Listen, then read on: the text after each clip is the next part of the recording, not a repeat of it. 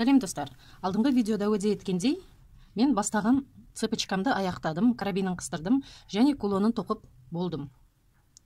Мен сіздерге осы кулонды, қандай кулон тағатынымды, тоқиғанымды көрсететін боламын дегенмін. Бүгін осы кулонды қалай тоқитынын сіздерге көрсететін боламын.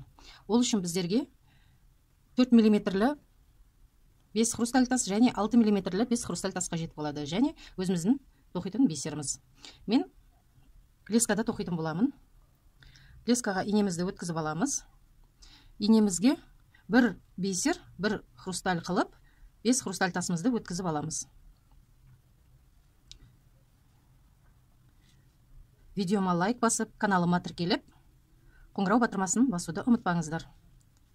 Ой пікірлеріңізді комментарий бөлімінде жазып кеттіңіздер. Міне, бір бисер, бір хрусталь етіп, өткізіп алдық.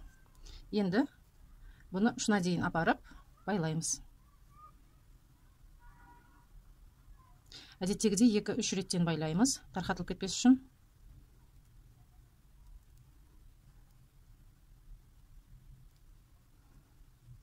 Енді инемізді, жібімізді бисерден өткізіп аламыз. Инемізге 3 бисер аламыз. Жібіміз бисердің сол жағындадыр. Біз инемізді кері жағынан өткізіп ромбик жасаймыз. Міне, ромбик пайда болды. Енді инемізді хрустальдан өтіп келесі бисерге өткіземіз.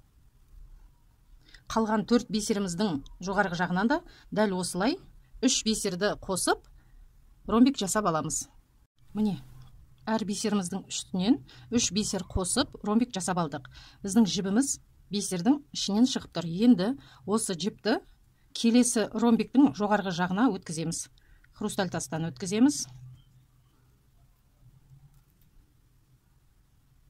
Бисер және жоғарғы жақтағы тұрған бисерден өткіземіз.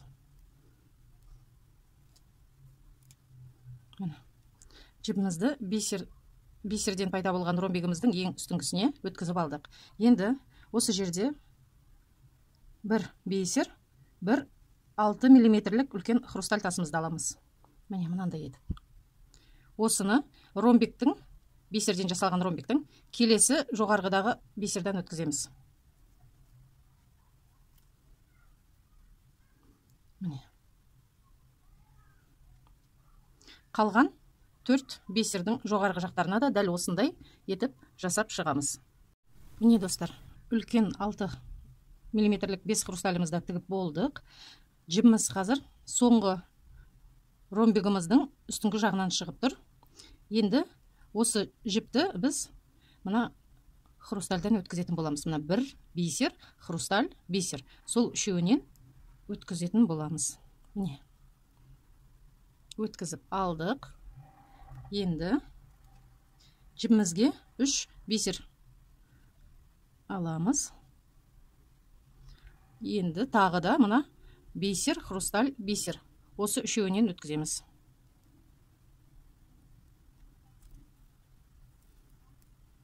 Міне. Сол кезде бізде бисерден жасалған жапырағымыздың ұшы шығады. Қалған 4 бисерімізді де осылай ұшын шығарып тігіп шығамыз. 5-ші жапырағымызды да тігіп болдық. Жібімізді хрустальдан шығарамыз, хрустальдың жанынан. Дәл осы жерде жібімізді түйіндеп аламыз.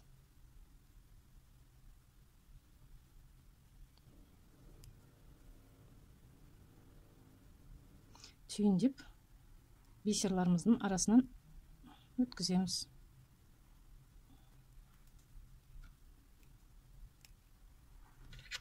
Жібімізді қиямыз. Міне, біздің гүліміз дайын. Жібімізді қиып болғаннан кейін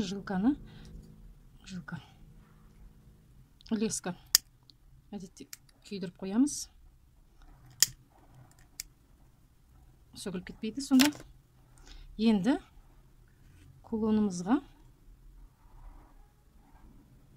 колечкамызды жоғарғы бисерден өткіземіз.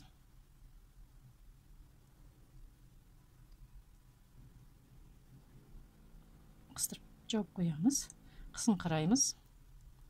Міне достар, біздің кольеміз дайын. Істеріңізге сәттілік.